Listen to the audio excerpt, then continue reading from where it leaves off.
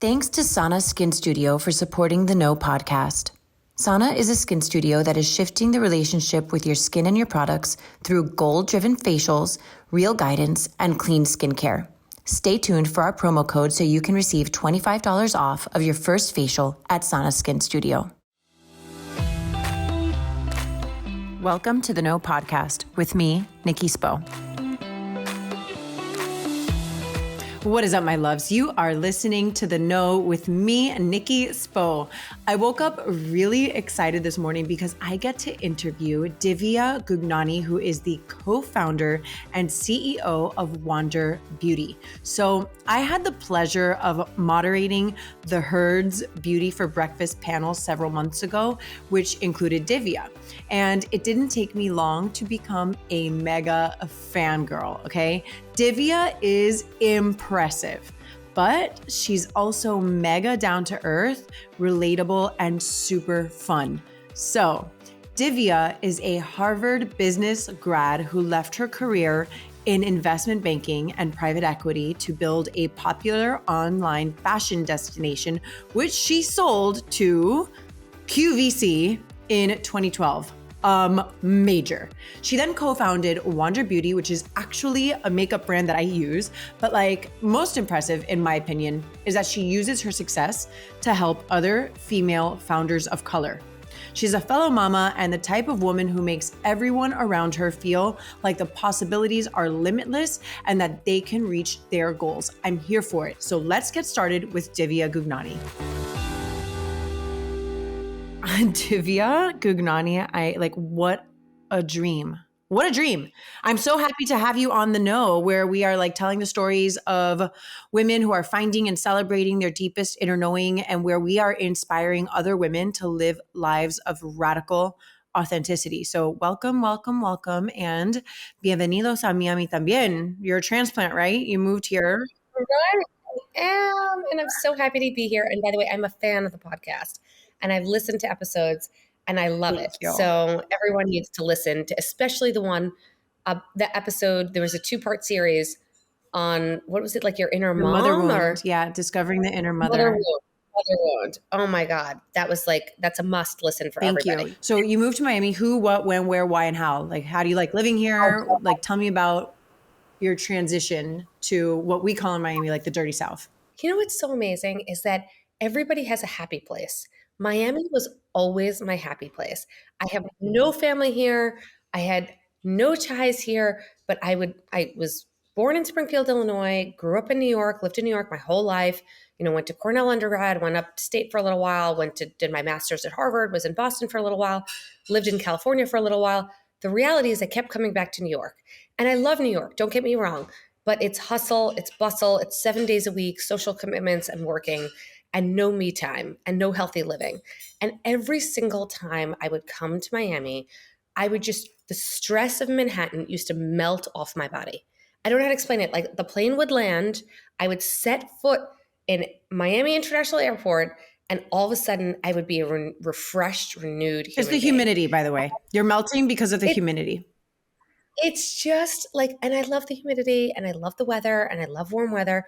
And I would bring my kids down here all the time. And I bought a place down here years ago. And we'd come and visit every so often. And honestly, the apartment stayed empty most of the time. But every trip I took here, I felt happy. So I went through a big life change about 1.5 years ago. I separated from my husband who I was with for, 13 years. And I just wanted to start fresh and start new. And I moved down here and it's the best thing I ever did. My kids are super happy. I live in Brickell. I've met so many amazing women like you. I've made friends. People are so friendly and warm. I'm working. I'm thriving. I'm playing tennis. I'm, spending time in the beach and on the boat. And it's just such a different life. And I feel like I'm living life with intention and with balance like I never did. I love to hear that, Divya, because, I'm born and raised here. And so I've met my fair share of people who've moved to Miami, and I often meet people and they're like, oh, you're actually from Miami, because it's such a melting pot. It's a transient city, in a lot of ways. And I'm like, yeah. So I've heard all of it. I've heard how much people have a really hard time transitioning to the culture shock that is Miami, and makes our city's so beautiful.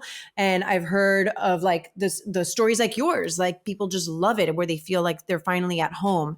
Right. I'm home. Yeah. This is home. I love to hear that. And I think it's easy for Miamians to get tired of our city sometimes, or like, you just get like used to it, you're just used to it. And it's like, sometimes I don't want to say that like the magic is lost, but it's really awesome to hear like an outsider's take on how awesome Miami makes them feel and how magical it really is. And it's a great reminder because, even Divya, when I moved away to LA and I came back, I resaw that, like I got to see the magic again through like a different lens, and it did a lot for me. And it takes a lot of intention. I think like when you're in the everyday, like how you feel about Manhattan, right? Like I'm sure if you go back, you're like, okay, I can see the magical parts of it. It's hard to do that sometimes when you're like living in this city and you've been here forever. Like that's how I feel sometimes. I love talking to people like you who are like, remind me of all the beauty that our city is. It's so incredible. Like I lived in the same apartment building in New York for over a decade. And when you get in the elevator, people look away. And when you walk in the building, people look away. And in Miami, I live in my building and everyone makes eye contact. And that's what the beauty of personal connection is. People are warm, people are friendly, people want to get to know you. And what's so fascinating is, yes, there's a lot of transient people here who are in and out and here for taxes and live halfway here and halfway there. I'm here to stay. I came here on a one-way ticket on like I moved here in May. I brought my daughter down here on June 23rd. I have not been back to New York. It's been almost a year. And I have not been even once because I'm here to build roots and to build community and to be here, not to be trans. I love that. And I'm so happy that you're here. Like, I'm seriously so happy that you're here and that I got to connect with you and just have these important conversations with you. So I want to share like a little story.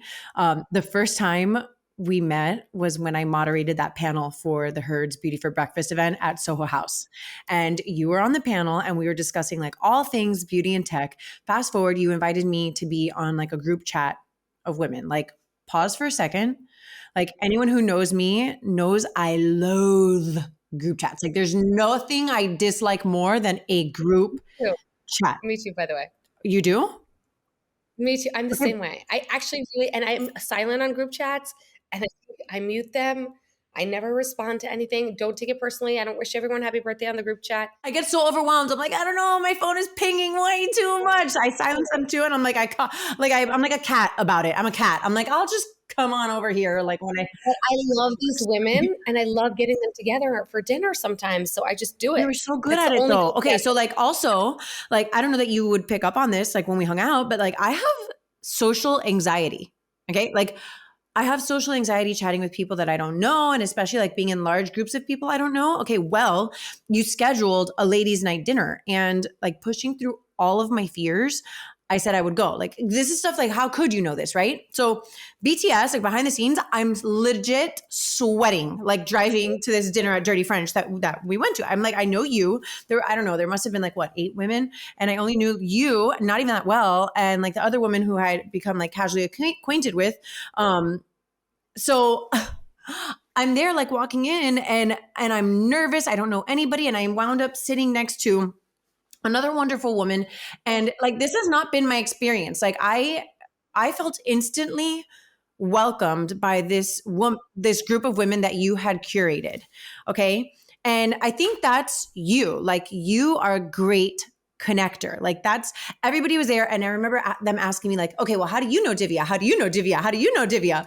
I'm like, I kind of don't, but I'm here and I want to know her. Like, I really want to know her. And it was amazing. And I will tell you something though, Divya, like as I'm getting to know the women in the group, everyone's like, oh yeah, when I was at Harvard Business School, when I was at Columbia, when I was at this, and I'm thinking like, literally, this was a thought in my head, and I think it's important to share. I was like, I'm definitely the dumbest one here. I was like, no. Not and you are super razor smart, and the work you're doing with your podcast is incredible. Thank you. So don't underestimate your achievements and what you've accomplished and who you are. Thank you. You're an incredibly passionate, warm, wonderful human being that everyone needs to know, which is why you were invited to dinner. Okay. There you Thank you. go. But I want to bring this up because I think that like other people have felt this, right? Like you're in a room full of people who like are Ivy Leaguers and you're like, what am I doing here? Like, why, like, what am I doing here? And so I called up my best friend, who's the mother of, who's the godmother of my two kids. And she went to Law. And like, now she works for Spotify and, you know, she's like with people who are like Harvard Law, Columbia Law, like all these Ivy League law schools. And she's like, honestly, like if you're surrounded by all these people who are doing big things and have all the, like you're doing something right. And so I'm not trying to say like, oh yeah, I'm super special because I had a seat at your table. But the point is like you created a seat at the table for me. And even more so, you're doing that in your life, Divya. Like you're doing that in your life. You're creating seats at the table. So that's where like my whole story comes like to the point is that like I felt like you created a seat at the table for me in like this group of women that I'm like, what do I have in common with them? It turns out I had a lot more in common than I realized, you know? If you're the smartest woman in the room, you're in the wrong room. Okay, there you go. Well, I was surrounded by incredibly smart women who were doing major things in their field. And I left that dinner and I felt so inspired. I was like, oh my gosh, this makes me feel good. I feel so good. But Divya, you're doing this in your life. So like one of the things that you're really passionate about is creating a seat at the table for women in the professional world, but more specifically, women of color. And this is major. When you think about a seat at the table, what does that mean to you? You know, it's so interesting. It's opportunities. It's being in rooms and mentioning women in rooms where there are opportunities. And when I worked at Goldman Sachs and I was an analyst 20 plus years ago in an investment bank, I was a woman of color. There were few and far between. And there was one woman in my entire group. And it was like crazy that there was one senior woman. And so if we want to change the narrative of women having bigger opportunities, we have to have women at all levels, at entry level, at mid level, senior leadership positions. We need to be everywhere. We need to be everywhere so we can a rising tide pulls all boats. Like we need to be surrounding every industry, technology, banking, beauty, anything and everything, sports, entertainment. Like we need to have a presence. How do we do that? You know, and we have to open doors and invite people in. That's how we do it. We create opportunities for everyone and anyone we can. And that's how we build an ecosystem of women funders and women founders. Okay. So this is major because like when you think about the women who get to the top, right? Because so many of these high positions are reserved for men. Like, what do you think about the environment that creates for women? Like, do you think that women who have like worked so hard to climb to that position have a tendency to like lean more towards like, I have to safeguard this. I have to like keep it. I have to, now it's competitive, right? They say, I walked uphill to school both ways without shoes in the snow. Therefore, these other women got to pay their dues. I don't believe that. I believe we live in a different world today. The Gen Z and millennials prioritize work and life in a totally different way. I admire it. I'm taking a page out of their book. I'm learning how to be better, be more present, work during work hours and be off on family time. And, I grew up in a culture where we worked 7 days a week and we were on tied to our BlackBerry. And that was a thing back in the day. And so I am learning, we can all learn from each other. And the truth is there's a new way to work. So Divya, like, I'm curious, was that like work ethic modeled for you in your family of origin? My father came here for his education, for his master's. He loved it here. He had an arranged marriage with my mom. My mom has never had a job. She's never worked. She, was raised my sister and I. And we just, my father worked up until a certain point, and then he decided he didn't want to do it anymore. And he's been investing and whatnot. So to be honest with you, I haven't had a role model in my family of a male who's worked hard because, to be quite frank, my father worked smart, not hard, and was very bright and was very lucky. And that's just what it is. I mean, amen. Kudos to that, right? Like, how fortunate. Good for him. He makes fun of me. He's like, why do you work so much? Why do you work so much? have to. Because I don't have, my brain is not a computer. I can't compute 7 numbers in my head the way my dad can. Like, he's naturally incredibly gifted, and I see that talent in my son. Amen. Someone got those genes. Um, but the reality is that I didn't have any role models. I didn't have any women in my family who worked. I didn't have any of that. I actually grew up with the reverse, Nikki. I saw my mom be dependent on my father, and every time she wanted something and she needed something, she had to ask him for it. And I never wanted to be that woman. And I was so motivated and so inspired to work on my own, to have my own career, to be self sufficient, to be independent, to be able to own and buy and create things I wanted of my own accord on my own terms. And that's what motivated me. It was the opposite of an immigrant example. Wow. Okay. So were you resentful towards your mom because of this? You were. Yes. I wholeheartedly believed it. I felt like she was trapped in a relationship that was not serving her.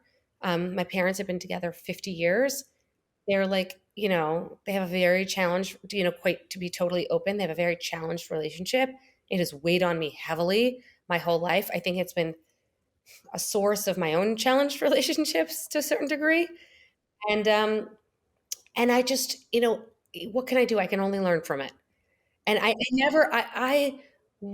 believe in happiness, and I believe it's out there. And I am in the happiest place in my life that I've ever been in.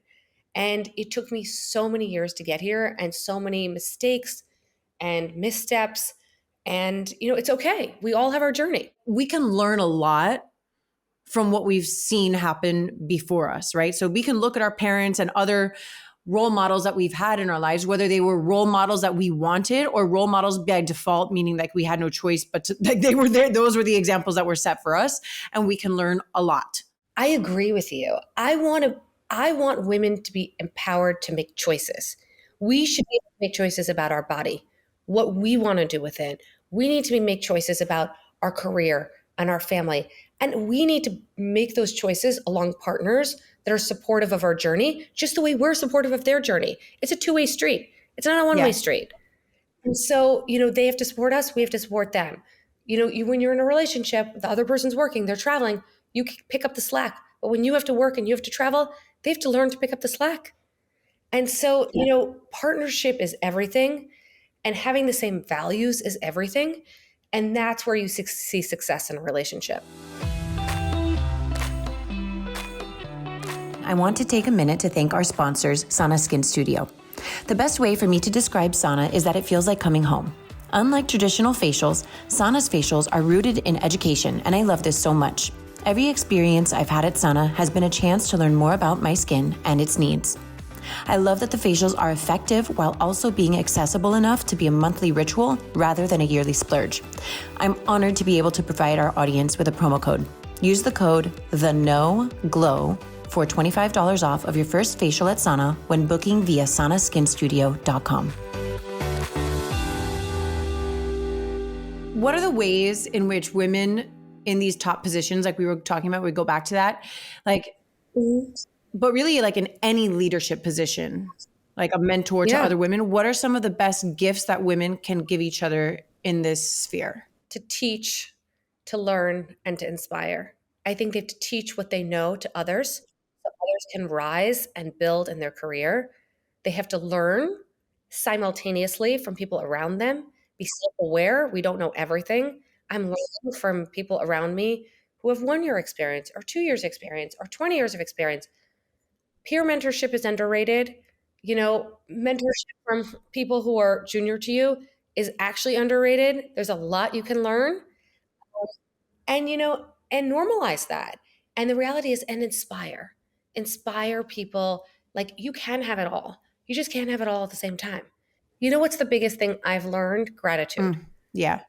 When you have gratitude, you are forever content. So my mom, we grew up in a very religiously confused family. My father's one religion, my mom's one religion. She was raised in another religion. Like, people always ask me, like, what religion are you? And I can't even answer the question. So my mom used to read a book to me it's called The Religions of Man. And when I was a young child, before going to bed, my mom would read us different religions. She's like, I just want you to grow up to be citizens in the world and to know about religion and to be spiritual and to figure out your own thing. Okay, I'm not mad at that, Divya. Like, No. She went to Catholic school. She was raised in a convent. She was like very traditional in that way. Her father was Sikh. Her mom was Hindu. Her mom converted. Like it was like, I mean, really, I cannot make up my story. And she would read to me about Buddhism, and she would say like the thing about Buddhism is the sevenfold path, and you would learn about being content and being happy with what you have and not having material wants and desires. And that has literally stuck with me since age 5, since my mom used to read that book to me when I was in kindergarten. And it's amazing because yes, I'm so happy that I've built multiple companies, and I've sold 2 companies, and I can buy things and have them and enjoy them. Like there's nothing wrong with enjoying things, but I don't need them. I don't desire them. I am so content with the happiness of working and having a family.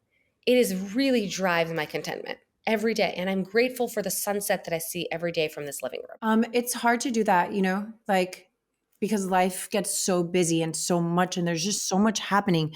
So it really takes so much intention because it's not like, I think it's like this great myth that gratitude is so easy, like life is not always easy. Like, can it be easy? Of course. Can we choose to look at it easily? Yes, we can. But those are all choices, right? Like, so sometimes we just need to get out of our own way and allow ourselves and create the space so that we can choose to see things from an attitude of gratitude. It sounds so cheesy, but like the attitude of gratitude, and have that perspective so that you can be present.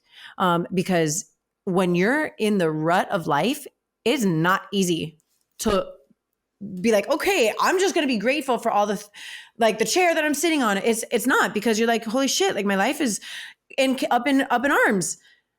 It takes a lot of intention and awareness to be able to like say, and discipline to be like, you know what, this is the route I'm going to take, even though XYZ, blah, blah is happening in my life. You have helped brands like Tower 28 and Topicals, which are 2 other beauty brands that I actually use. I use Topicals for like dark spots. They have this like really good spot treatment. It's really good. And Tower 28 is just like blowing up, like you helped them launch at Sephora. Like that's big time. The founder's just incredibly dynamic, incredibly impressive, young, 2 years out of school when I backed her. And it's just a very strong CEO. Like it's strong. Like I see people 20 years in their career who don't have her strength. And she just has strength and conviction and a point of view, and her marketing and their social is just so strong, and it's just admirable. And there's so much to learn from it.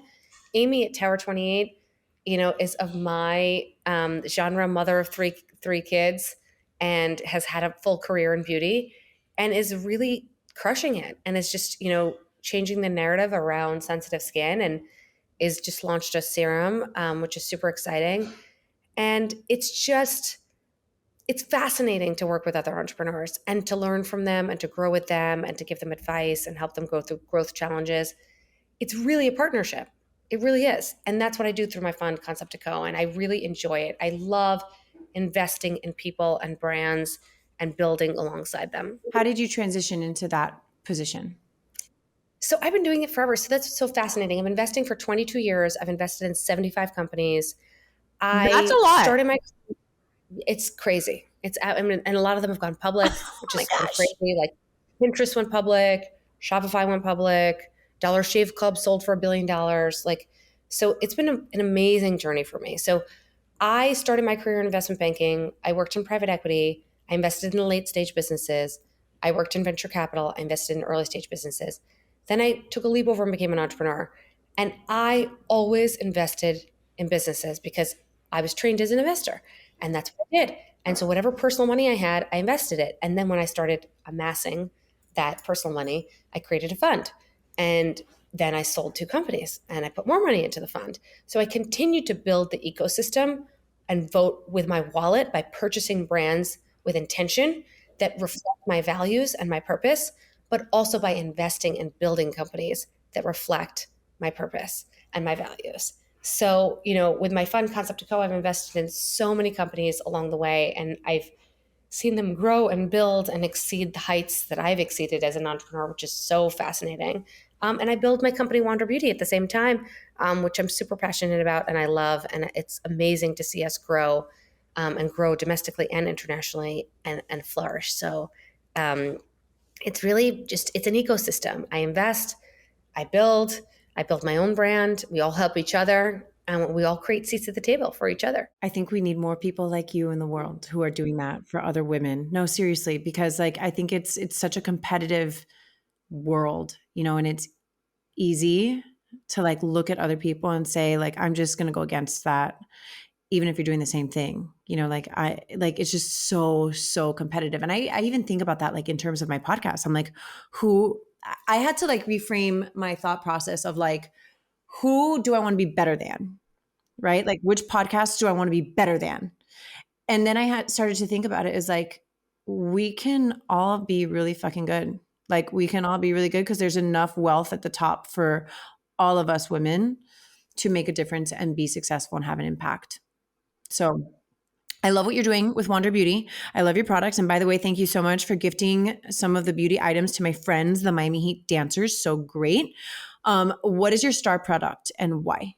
So Baggage Claim Gold eye masks, people love. It's our hero for the brand, and our hero at retail at Sephora, at Nordstrom, at Neiman, at Blue Mercury, wherever you shop Wander Beauty, wanderbeauty.com. People love the Baggage Claim Gold eye mask. It's basically coffee for your face. Like you need to wake up your body, you drink coffee. You need to wake up your face, you put Baggage Claim Gold eye masks on. And I feel so strongly that they just depuff, brighten, hydrate, and make you look alert. And everybody needs that in their life, especially us moms. We need it. And so we really, that does incredibly well for us. Our mascaras do. I don't know if you've tried our mascaras, but they're like, the upgraded lashes, which has a growth treatment in it and grows your lashes. And also, which I need help in the lash department, the Mile High mascara, which I'm wearing right now, which I love. And then, we just recently launched Pack Up and Glow. Oh yeah, I saw that. Our mineral SPF 40, which is changing the game for SPF. I mean, Why? It protects. We have clinical studies behind how it protects you from UVA, UVB, and blue light. It also reduces moisture loss, and it really like locks in moisture into your face. It protects, it primes your face. It's an amazing primer for under makeup, gives you a glowy, radiant, luminous tint. And it really just is a phenomenal product. We have proprietary technology with the titanium dioxide and the zinc dioxide and the coating that we put on it that allows you to have that SPF coverage without having a white cast. Where does the inner glow come from? Yeah. So this is what's so interesting. I was hyperactive as a child, and I really struggled with hyperactivity because I couldn't focus, and I was just had so much energy, and I was bouncing off the walls. Very hard for my parents to deal with me. And my mom took me to a clinic to learn transcendental meditation in India in the seventh grade. And wait. When you were in seventh grade, you went to India to learn transcendental meditation. Yes, I did. That's incredible. I did. Look at my mom. She like doesn't believe in medicating. She was like, well, I'm not going to give you medicine. So we're going to find another way. And we tried other ways and nothing worked. So we went to India and I learned transcendental meditation, and it has changed my life wholeheartedly. I don't miss a day of my practice. I practice twice a day, once in the morning, once in the evening. I don't care if I'm on a plane. I don't care if I'm traveling. I don't care what time it is, 20 minutes each. So I try not to set my alarm, but because I had to be on this podcast and I had a bunch of meetings in the morning and I had to get up early, I had my kids, and then I had to wardrobe malfunction. Yes, I had my wardrobe malfunction, which happens also. I set my alarm and I did my practice before joining this podcast. I love that. So it's just how I live my life. I can't live without it. And it gives me inner peace. It gives me inner peace. It gives me inner calm. It helps me face every single day, which is incredibly challenging as a CEO of a growing business, leading a team, growing a team, living in Florida, having a team in New York, really running an investment fund, being involved as an advisor and on the board of so many different companies. Like I've got my hand in so many things, and I have to do them well. And I have to be focused to do them well. And I have to allocate my time well. And transcendental meditation really helps me build that focus. I'm in awe of you. Like in my first year of sobriety, Divya, I like meditated every single day. Like I had to, right? Like if you think about like alcohol was my drug of choice, like I had to replace that with something, and so I replaced it with prayer and meditation. But I will say that I've moved away from like meditating regularly and I feel the difference. Like I can feel the difference. And sometimes what happens, and I don't know if this happens for you, but it's like I get annoyed. I'm like, oh, I have to meditate. It's like one of these things. Like, by the way, and I'm like that about everything. I'm like that about taking a shower. I'm like, I don't feel like taking a shower, but I know like I want to be clean and I'm going to feel fantastic if I take a shower. Same way about brushing my teeth. I'm like, I really don't feel like getting off the sofa or like out of my bed. I forgot to brush my teeth after. Oh my gosh, right? But then like you do these things, you feel so much better. Like I feel the same way about meditation. Like same thing about working out, right? I'm like, I don't feel like doing it. Once you do it, you're like high on life. I feel that way about meditation. I'm like, I don't want to do it. I don't want to do it. And then I do it and I'm like, oh yeah, this is why I do it. No shit. So definitely something that I personally want to get back into. I think it's really major that you do it 20 minutes twice a day. And I'm going to like, I also like, if people are listening, they're like, well, I don't have 20 minutes twice a day, like baby steps, like maybe start off with 3 minutes here and there, like, I think we also, Divya, and you can give me your perspective on this too. Like the goal isn't to be like to have all the achievements that Divya Gugnani has right now, right? Like that goal is too big. Like I cannot bite that. Like it's too big right now. Like what are the steps before that? Like I need to learn how to like set smaller goals for myself and know that like that these things don't happen overnight. You don't get to a place where you're meditating for 20 minutes twice a day, like overnight, if you don't have any experience meditating. Like you start like doing 2-3 minutes here and there and grow. Two things that I have to say. One is I close my eyes and I look at my life and I imagine it what it is 5 years from now. I sit down and I write, what do I have to do and what are the small steps I have to take this month, next month, 6 months from now, a year from now to get to that 5-year goal. So bite size, like close the eyes and see what you see and then talk about how you get there. Okay. Then I'm a swimmer. So like I've been swimming my whole life. I used to swim in New York. I had a pool in my building. I used to swim in the evening. It's the only time when like no phone, no kids, no work, I can think in peace. And I love to swim. So when I swim, there are two types of swimmers. Like there are the swimmers who compete who are like always looking right, always looking left, always looking right, always looking left. I'm not that swimmer. I look straight. I'm trying to beat my personal best. Competing against me. Compete against you. Don't worry about the person on the right. You don't need to see everyone's highlights reel on their Instagram. I think that your life should be like that. You focus on you. What is one of your most effective like beauty tricks that you utilize? Oh my God, this is so funny. So I don't really have eyelashes and like they're really like sparse. So I take our Dualist under eye concealer. It has a liquid on one side and a stick on the other side. I put the liquid all over my lashes and then I wait 2 minutes. I do the rest of my makeup and then I put mascara over it. So what it does is it basically thickens my lashes and creates longer lashes. It like extends the lash and it thickens the lash so much by the volume by 3 times. So when I put mascara over that concealer covered eyelash, they look huge. And so we talked a little bit about values earlier, and you talked about like staying true to your values. How have they shifted over time? So they have shifted a lot. I think in the early years of my career, my value was like, can I be amazing at my job? Can I be amazing at my career? Can I exceed? Can I excel? Can I build more, grow more? I've always focused on the work and the money has been a byproduct. I've never focused on the money. That's just not who I am. Like, you know that about, but you see that about me. You see that in my behavior and the way I act and who I am. It was never about the money. Like I could have money, I could not have money. Like it's kind of like I enjoy it, but it was never who I am. It's always that I was focused on the work. Like do the work, get there, be there, have the achievement. Then what's so interesting is like I had children and it turned my life upside down. It was like an identity crisis. I was like, how do I be good at work and be a good mom? Struggle, struggle, struggle. Then it was like, learn interdependence. When we grow Hold on. Say that again. What do we need to learn? Learn interdependence. This is the secret to life. When we are born, we are dependent on formula or breast milk to survive. We are dependent on someone to feed us. Whatever they feed us, pick your poison, okay? Then we become independent. We become teenagers. We don't want our parents. We want our own phone line. We want to have an allowance. We want to go spend our money. We want to go to the mall. We want to do whatever we want. And then when you grow up, you learn the magic of interdependence. The world revolves around interdependence. At work, I had to be What does that interdependent and mean I had to learn for to be people? independent. So you have to learn to rely on others to do your job and to fulfill your goals, to help you, to support you, to fill in for gaps, for you to fill in for gaps, be interdependent. You have to be there for people when they go on vacation and when they need help and they have family crisis and they need you to lean in. And you have to let other people lean in for you when you need the help. Learn to be interdependent at home, with your partner, with whatever. If you have an infrastructure of family or any help, you got to learn to be interdependent. At work, be interdependent.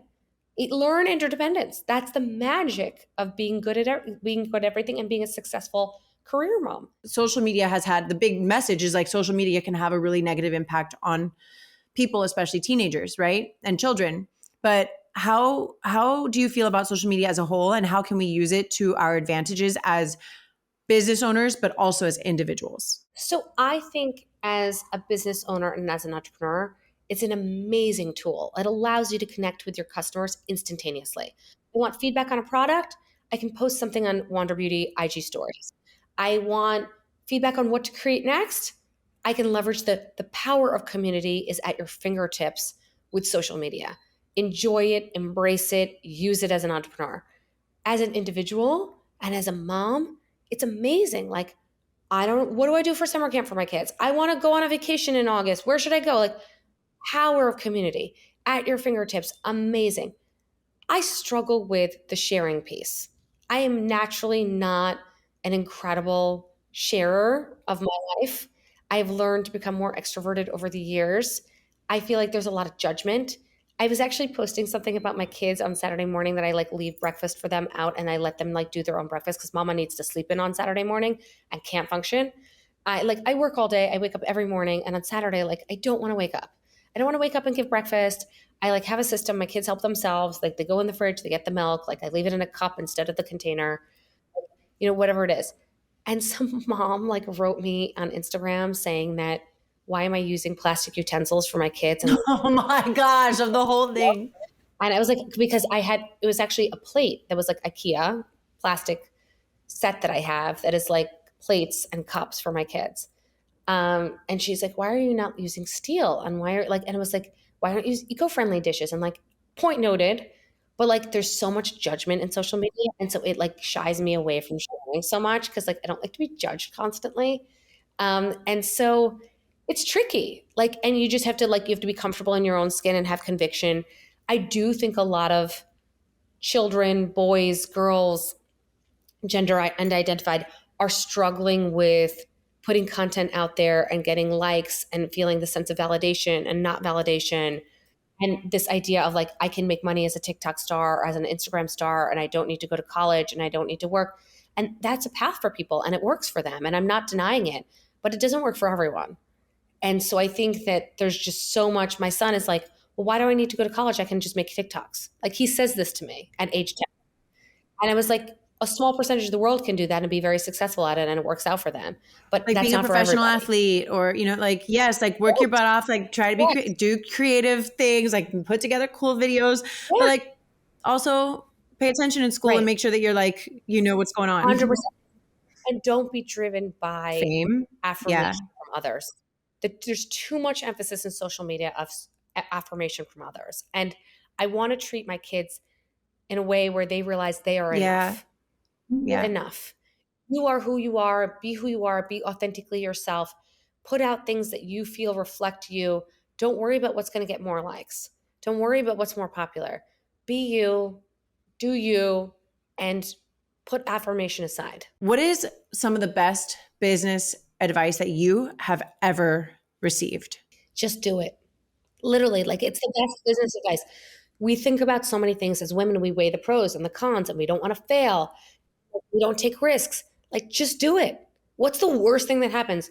You learn. Like, just do it. What's the worst thing that happens? Like, it doesn't work out. So what? You learn something new. Thank you for believing in me enough to like be a guest on my show and to invite me to your girls' dinner, because I'm so grateful that I get to have a seat at your table. honestly, like truly. Always. Always. Thank you so much. Thank you for having me. And now we need to get the kids together. Next thing on the agenda is play date. Oh yeah, we'll do it. We'll set it up.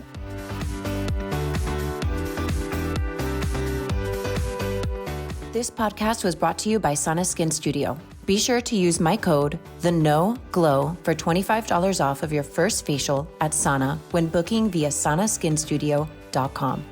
More than a skin studio, Sana is a movement towards healthier skin and self-love.